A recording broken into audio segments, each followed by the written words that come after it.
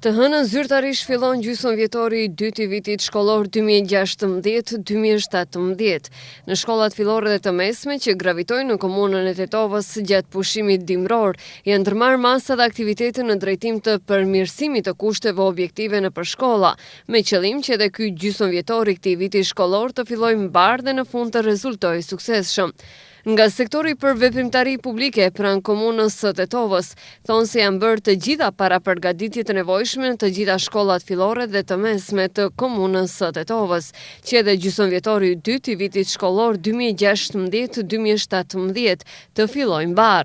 Punët në shkolla kanë qenë të fokusuara kryesisht në përmirësimin e kushteve të punës, për ngritjen e cilësisë totale të arsimit, ashtu që në bazë të mjeteve të cilat i kanë parë në dispozicion, është bërë varësisht për nevojave të shkollave, dikundi furnizimi me banka dhe karrike të reja, dikundi është bërë furnizimi edhe me projektor, dikundi është bërë digitalizimi i mësojtarëve, dhe kështu që gati në çdo institucion arsimor kemi patur aktivitet të ndjeshur të punës. Në anën tjetër, kemi parasysh që u përballëm me një dimër shumë të ftohtë, gati se një dimër polar, ashtu që patëm nevojë që të kemi edhe mirëmbajtje të rrjetit të nxjemjes së shkollave, dhe gati 3 javë me rente nuk kanë qenë të ndalura nxjemjet qendrore në shkollat fillore dhe të mesme, me qëllim që të mos kemi pasoja në rrjetin e nxjemjes, dhe kështu që shkollat janë në ambiente të ngrohta. Edhe nga drejtoria e shkollës fillore qendrore Istiqbal dhe 2 shkollat periferike të fshatit Gajre dhe Lisec, thonë se janë maksimalisht të parapërgatitur që të mirëpresin nxënësit për të vijuar procesin edukativ arsimor, edhe në gjysmëvjetorin e dytë të vitit shkollor 2016-2017. Gjatë këtyre pushimeve gjysmëvjetore se kuptohet se pushimet janë për nxënësit, kurse të gjithë mësimdhënësit edhe stafi drejtuesi i shkollës kemi qenë të inkuadruar gjatë këtyre pushimeve, pasi edhe kushtet klimatike gjatë kësaj periudhe ishin mjaft temperaturat e ulta, ku personeli teknik pra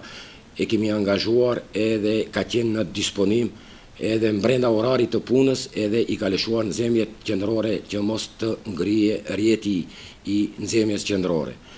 Shkolla jonë, si shkollë qendrore Istiqbal, nuk kemi probleme me nxjemjen qendrore, dhe me thënë derivate të naftës kemi mjaft, po ashtu edhe 2 shkollat periferike ku në këtë vit shkollor 2016 është bërë një intervenim ku më herët pra ka qenë nxjemja me koftora me dru, kurse këtë vit